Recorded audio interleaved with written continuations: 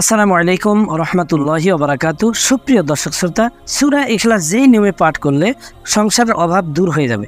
আপনার যাবতীয় অভাবকে মহান আল্লাহ তাআলা দূরীভূত করিয়ে দিবেন। আপনি অভাব থেকে মুক্ত থাকবেন। অন্তত পৃথিবীতে সুন্দরভাবে মুক্তভাবে জীবনযাপন চলতে ফিরতে আপনার সুবিধা হবে।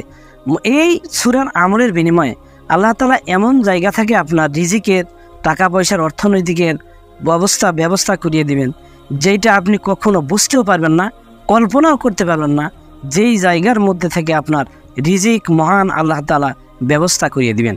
তো এই আমলটি করার জন্য কিছু শর্ত রয়েছে, সামান্য কিছু শর্ত।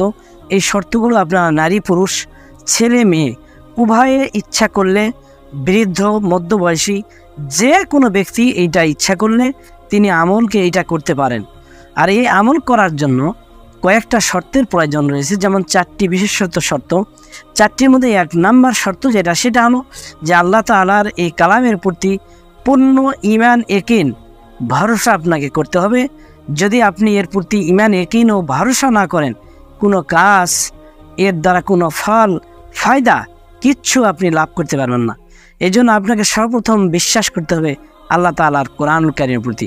দ্বিতীয় নম্বর যে শর্ত সেটা হচ্ছে যে আমলটি সম্পূর্ণ গোপনে করতে হবে, একেবারে গোপনে। এটি প্রকাশ্যে কোনো অবস্থাতেই করা যাবে না। এটা চাই আপনার স্বামী স্ত্রী অথবা আপনার ছেলে মেয়ে সন্তান, পিতামাতা, বৃদ্ধ, যে যেখানে থাক, আপনি কাউকে এটা বলতে পারবেন না, শেয়ার করতে পারবেন না। এটা একবারে সেফভাবে, গোপনভাবে আপনি এটা করতে হবে। তৃতীয় নাম্বার, আপনি যখন এই আমলটি করবেন তখন আপনাকে পাক পবিত্র অবস্থায় থাকতে হবে। আপনাকে 5 ওয়াক্ত নামাজ আদায় করতে হবে। চতুর্থ নাম্বার, এই আমলটি করলে পৃথিবীর কোনো ব্যক্তিকে বলা যাবে না। তাহলে আপনি এই আমলটির সুফল এবং এর ফায়দা পাবেন ইনশাআল্লাহ তাআলা। তো এর নিয়ম কানুনগুলো এখন আপনাদেরকে সুন্দরভাবে জানিয়ে দেই। এখন আপনারা এই নিয়ম কানুনগুলো জেনে এ অনুযায়ী আমল করতে পারেন।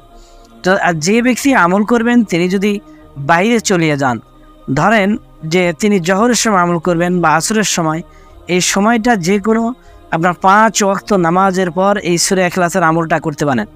যদি আপনি বাইরে চলে যান, তারা যেই সময় আমল করবেন বাইরে আসার সঙ্গে সঙ্গে বাসার মধ্যে যাকে দেখতে পাবেন, সন্তান হোক, ছেলে মেয়ে, পরিবারের মধ্যে যে কেউ থাক, আর কেউ যদি না থাকে বাসার মধ্যে, তাহলে তারপরও আপনাকে একটা সর্বপ্রথম শর্ত সালাম আপনাকে দিতে হবে। আসসালামু আলাইকুম রহমতুল্লাহি ওবারাকাতু, এরকমভাবে আগে সালাম নেবেন।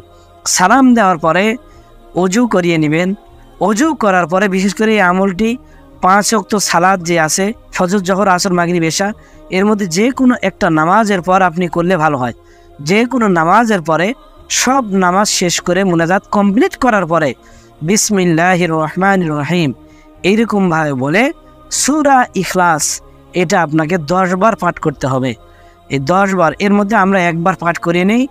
যদি আপনাদের কারো ভুলও থাকে উচ্চারণের মধ্যে, তাহলে এখানে বাংলা উচ্চারণ সহ দেওয়া আছে, দেওয়া থাকবে, এইখানে সামনে দেখবেন এবং আমার সঙ্গে সঙ্গে আপনারা তেলাওয়াত করতে পারেন।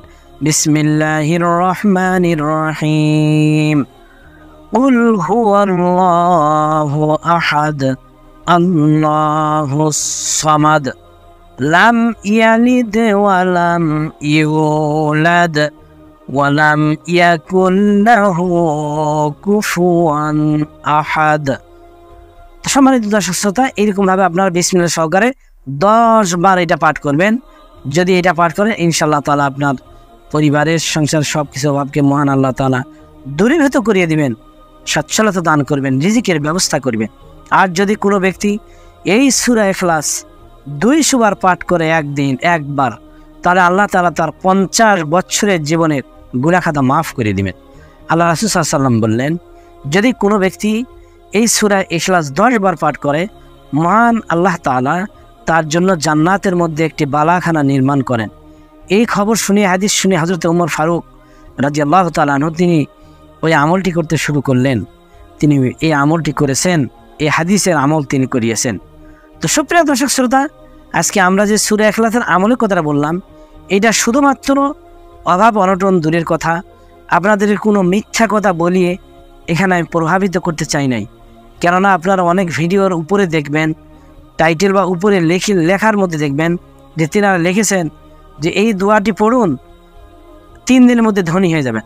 এই দোয়াটি একবার পড়ুন, যত টাকা চাবেন পাইবেন। এই দোয়াটি একবার পড়ুন, আপনি অল্প দিনে ধনী হয়ে যাবেন। যে এই যে মানুষকে নির্দিষ্ট করে দিয়ে একটা পাকড়াও করে মানুষকে ভুল তথ্য দিয়ে ওই ভিডিওর মধ্যে ক্লিক করা, এটা একটা গুনাহগার কাজ। কেননা যে তিনারা সুন্নতি লেবাস পরিধান করে আল্লাহ এবং তার রাসূলের সুন্নত, এই হাদিসের ইসলামিক ভিডিও নাম করে দোহাই দিয়ে মানুষকে বলতেছে যে এই দোয়াটি পাঠ করুন, 1 ঘন্টার মধ্যে আপনি লক্ষ লক্ষ টাকা পাবেন। এই দোয়াটি পাঠ করুন, 3 দিনের মধ্যে সর্বশ্রেষ্ঠ ধনী হয়ে যাবেন। এই কথা যে ব্যক্তি বলে, যেই বেটা বলতেছে, খোঁজ নিয়ে দেখবেন যে ওর নিজে ভাত পাচ্ছে না, ওর বাড়িতে ভাত নেই। তো এইরকম কোনো মিথ্যা কথা বলা যাবে না, এটা কবিরা গুনাহ। আর মানুষকে এখানে মিথ্যা কথা বলে প্রলোভন দিয়া, এটা তো একটা মুনাফিকি কাজ। সুতরাং এই ধরনের কোনো কাজ কর্ম যারা করবে সেখান থেকে আমরা এড়িয়ে চলবো, বিরত থাকবো। এখানে আমলের কথা বলা হচ্ছে, আমরা সরাসরি হাদিস থেকে শুনবো।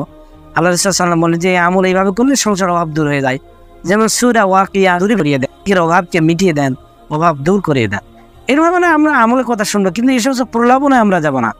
যেহেতু ঠিক একবারে ওই যে লটারি যারা করে, ওই যে ঠিক লটারি যারা করে, এই লটারিওয়ালাদের মতো কথা, যে যদি লাইগা যায় এখানে টিকিট কাটে তাহলে আপনার এই পাবেন 1 লক্ষ টাকার পুরস্কার জিতে নিন, এগুলোতে আমরা নেই। তো যারা এই যে জিতে নিন আপনাকে নিয়ম নির্দিষ্ট টাইম দিচ্ছে, এরা তো সম্পূর্ণটা মানুষকে মিথ্যা বানোয়াট কথা বলিয়ে প্রলোভন দিয়ে তার ভিডিওতে আপনাদেরকে নিয়ে যাচ্ছে এবং মানুষকে প্রতারণা করতেছে। এগুলো আমরা করব না। আল্লাহ পাক আমাদেরকে সবাইকে আমল করার তৌফিক দান করুন, 5 ওয়াক্ত নামাজ আদায় করার তৌফিক দান করুন। আখির দাওয়ানা আলহামদুলিল্লাহি রাব্বিল আলামিন। যে যেখানে আছেন সকলে সুন্দর ও সুস্থ থাকুন। আসসালামু আলাইকুম ওয়া রাহমাতুল্লাহি ওয়া বারাকাতুহু।